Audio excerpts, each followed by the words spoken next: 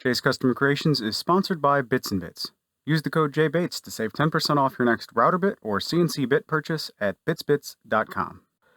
Hey folks, how you doing? Hopefully you're all having a great day today. This is the beginning of 2024, and I just want to say thank you. This is my 12th year of making stuff and putting it online and calling that a job. And I sincerely thank you for watching, and my family thanks you. Thank you so much. Got a little holiday crud going on. I sound like crap, but I feel pretty good.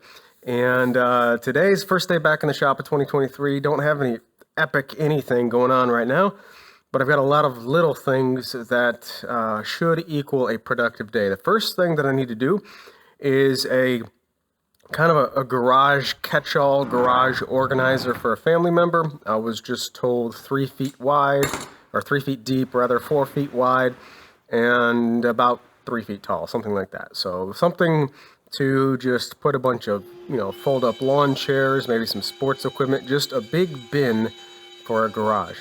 For the material, I'm going with 3/4 inch Advantech OSB subfloor material, and that's mainly because it's the least expensive 3/4 inch material that I could find, but it's also pretty waterproof, pretty water resistant, and I think that's just going to be a good fit for a garage application. This project doesn't need to be anything fancy, doesn't need to be anything special. So I'm pressing the easy button, and cutting it all out on the CNC machine, and I'll just probably just glue and screw all the joints shut.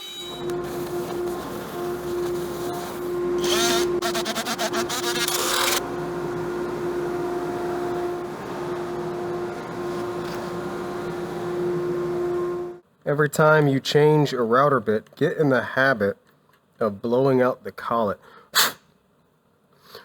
Even if you don't have compressed air, just blow it out manually. All that dust in there will prevent this from cramping down properly, or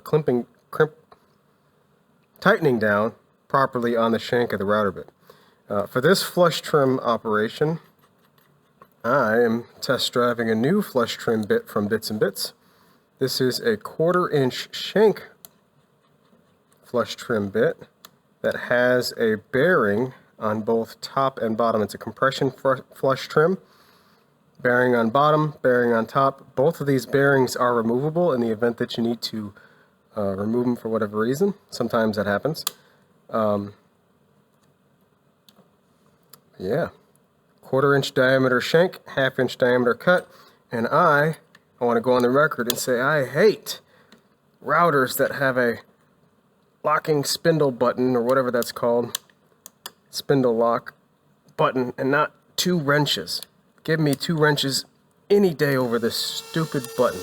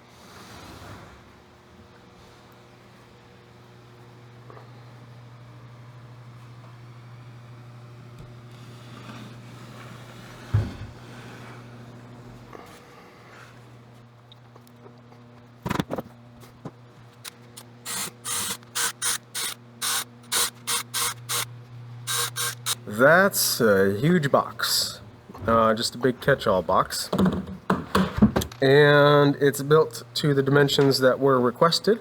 This is a huge box. See, look, you can hold a bunch of crap. So yeah, check the box for this one. Next project is, you guys remember Duffy Neubauer, a friend of mine who runs a U.S. History Museum that specializes in the United States Civil War. All old-timey stuff, and it's like a time capsule going into this museum. It's fascinating. I love it. It's very, very interesting. One of the things that he has in his museum, which was a recent acquisition, is a 24-pound howitzer cannon, one of the original ones, and it's really, really exciting. We haven't fired it yet. We're trying to find a plot of land to actually fire this thing on, and I'm going to record it, make a video, and all this fun stuff. But before I can do that, I need to take this 2x6 material, and I believe the specifications call for 1 inch thick, so I'll have to plane it down to 1 inch thick. And then I could use a circle jig, but these are relatively small circles, so I'll put it on the CNC machine and knock out as many circles as I can. Now these pucks, I guess you could say, this, if I'm not mistaken, went below the ammunition, and a bag was put over that and then tied to the sides of this puck. And this took up just a little bit of extra space in the bottom of the chamber, again, if I'm not mistaken. And as the projectile was fired, these pucks were fired as well. So I'm going to make a bunch of these to specifications, so that way we can have as many opportunities as we can to fire that cannon whenever the time comes. So it looks like one 8-foot 2x6 yielded 20 pucks. Did I count that right? 1, 2, 3, 4, 5, 6, 7, 8, 9, 10. Yeah, 20 pucks, discs, whatever they are. One of them has a knot in it, so only one of them is really iffy. But honestly, this thing's going to be shot out of a cannon. I don't think that including a knot really matters at that point, right? So definitely 19, possibly 20 opportunities to fire a cannon. I am so excited about this whenever it happens. This is going to be one of those like fun milestone moments. Firing a 24-pound howitzer cannon. Accurately, I might add. So yeah, box check number 2 for today. The third thing for today is something on my honey-do list from my wife. She wants a very basic mirror. Well, the frame to be very basic. And on the mirror, she wants a saying laser engraved on the back of it. I've never done this technique. Very, very basic technique. But I'm going to utilize the laser engraver for this one. I've got some oak, some white oak, that will match the stuff that is around where this frame will be. And because we have a glue up involved, it makes more sense, obviously from a time standpoint, to get the woodworking part of this done. Get everything milled up and sitting in clamps so that when the glue is drying on the frame, then I could be more productive, or continue to be productive, by using the laser engraver on the back side of the mirror. A very basic frame indeed. I can glue it together and then cut the rabbet, but then I'll have to chisel out the corners, or I can cut the rabbet on each one of these pieces first, making sure that these two side pieces are stopped rabbets, so the rabbet doesn't go all the way through the end. And I think that's the route that I'm going to go. And to make sure I don't mess up or get confused, I'm going to mark a stop line, or a line that doesn't go all the way to the end, on these pieces, making sure I mark the correct edge to be removed. And then on the top and bottom pieces, these are going to get a rabbet all the way through, so I can make these marks go all the way through. Now for the rabbet itself, I'm using a rabbeting bit at the router table, and this is white oak, making a 3/8 of an inch deep or wide, depending on the dimension or direction, rabbet. I don't want that to tear out on the inside face of the frame, so I'm going to try to make a super shallow climb cut on all of these first, and then set the depth appropriately to make the final cut. The climb cut should create a nice crisp shoulder without having any tear out. When I put these together upside down, you can see that the stopped rabbet went past this rabbet here. Therefore, if I was to assemble this and then cut the rabbet, I'd have to chisel this corner square. No big deal.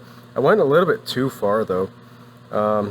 Not the end of the world. I'm going to use a 50mm domino to connect this, and that's going to have plenty of meat over here to grab to. Plenty strong enough for a simple frame, but yeah, I went a little too far.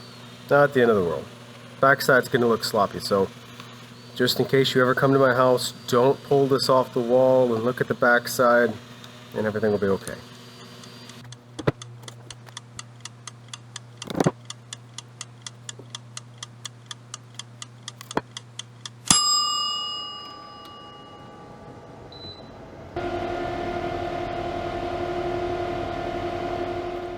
You ready for the big reveal, right?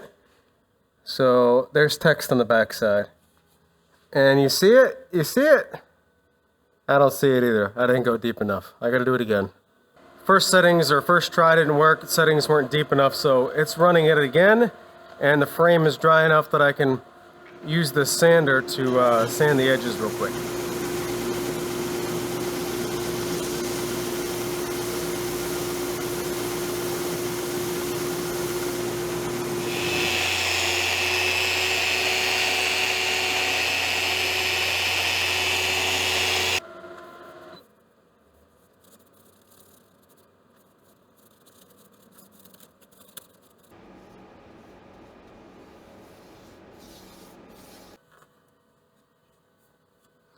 That looks pretty cool. Got to clean it up a little bit.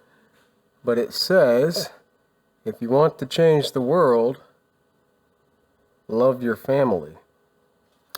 It's a saying my wife has grown very fond of, and I like it too. So this needs to be cleaned up and installed in the mirror. A couple things to mention. I put a couple coats of thin coats of shellac on here, and it's not pretty. If you want to really even up shellac, let it cure. I'm going to let this cure for a couple days on the wall, and then hit it with some steel wool to knock it back down, and then use wax to increase the sheen to whatever sheen you want.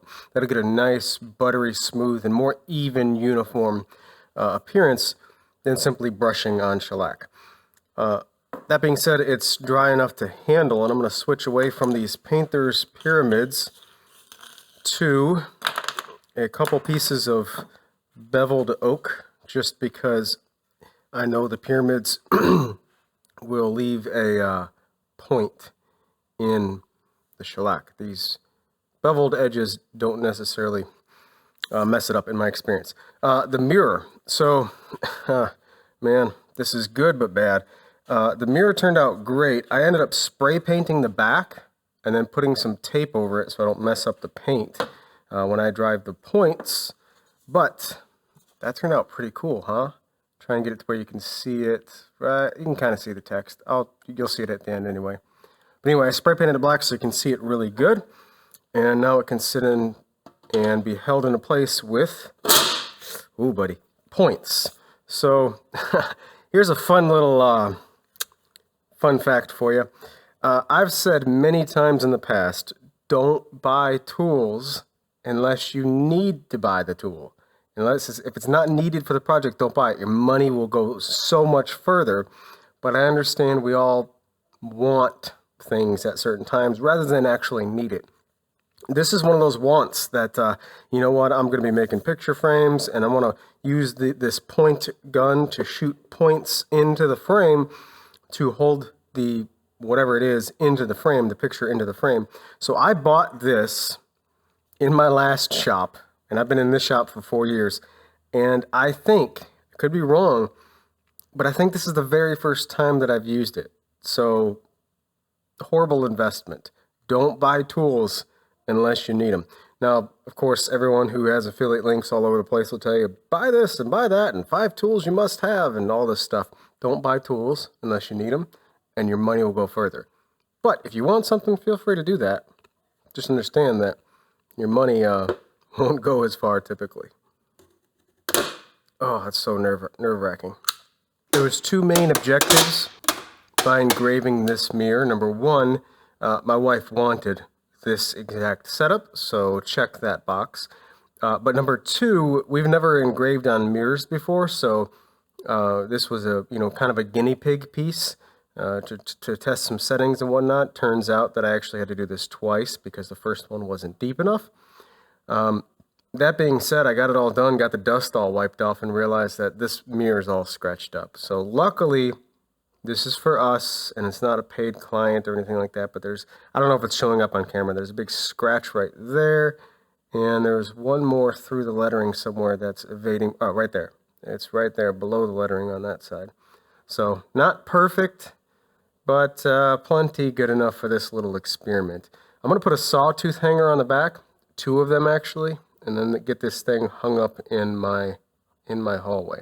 First full productive day in the shop of the new year, and I would like to say that it feels good, but I honestly don't feel the best. That's okay, still got to get stuff done. Check the box for that garage organizer bin thing. I got the pucks done, or the discs done for the Canon. Yeah, be sure to subscribe if you want to see us shoot a Canon here soon. I'm not exactly sure when, but we're going to shoot it many, many times, hopefully in the very near future. And I checked something off the honey-do list. And anytime something can be checked off the honey-do list, that's a huge, huge win. Although I do have to finish the shellac in a couple days. I want to encourage you to subscribe and also check out the next video that I'm going to publish. It's not live just yet as I'm publishing this video, but the next video will be a awesome raffle, tool raffle, where 100% of the proceeds are going to go to a great charity. So I don't want to say anything more than that, but I do want to put it on your radar nonetheless. Be sure to subscribe. Go to my website, jcustomcreations.com/newsletter, and sign up for my email newsletter so you don't miss anything that I publish. You guys take care, have a great day, and I'll talk to you in the next video.